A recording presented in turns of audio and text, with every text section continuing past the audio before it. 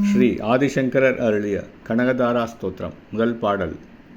அங்கம் ஹரே புலகபூஷணமாஸ்ரயந்தி பிருங்காக நேவ முகுளாபரணம் தமாலம் அங்கிரீக்ருதாகில விபூதிர பாங்கலீலா மாங்கல்யதாஸ்து மமமங்கல தேவதாயாக. தங்க நிற வண்டுகள் மொய்க்கும் முகுள மலர்களைப் போல மகாவிஷ்ணுவின் மார்பு மகிழ்ச்சி பெருக்கால் மயிர்கூச்செறியும்படி காட்சி தருகின்றது. சர்வ மங்களங்களின் நாயகியான மகாலட்சுமி அவருடைய மார்பில் வசிக்கின்றார். அவருடைய எல்லையில்லா ஆனந்தத்திற்கு வேறு காரணம் வேண்டுமா? அத்தகைய மங்கள நாயகியின் கடைக்கண் பார்வை என் மீது பட வேண்டும். எனக்கு சகல சௌபாகியங்களும் கொடுக்க வேண்டும். கார்மேக கண்ணன் என அங்கண் நெடுமாலை போற்றுகின்றனர்.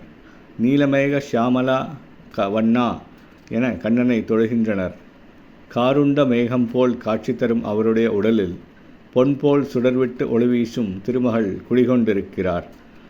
அதனால் பெருமாள் மெய்சிலிர்த்து பரமானந்த வெள்ளத்தில் மூழ்கியிருக்கிறார்.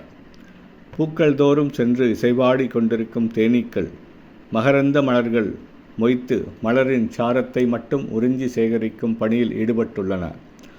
நாடிவரும் தேனீக்களுக்கு இல்லை எனாது தேனை தயாராக தன்னிடத்தே வைத்திருக்கும் மலர்களைப் போல அம்பாளின் கடைக்கண் பார்வை உள்ளது. அது எளிதில் பக்தர்களுக்கு கிட்டும். அவர் நம்மிடம் உள்ள நற்குணங்களை மட்டும் கருத்தில் கொண்டு அவற்றின் பிரதிபலனாக சாரத்தை செல்வ சுகங்களை அவர்களுக்கு வழங்குகிறார். குறை களைந்து நிறையறியும் தன்மையினை மலர்களில் சென்று மதுவை சேகரிக்கும் மண்டிரங்களுக்கு ஒப்பிட்டிருப்பது சாலச் சிறப்புடையதாகும். திருமகளின் அருளை நாடுவோர் எளிதில் பெறுவர் என்பதற்கு இந்த முதல் பாடலே சான்றாகும்.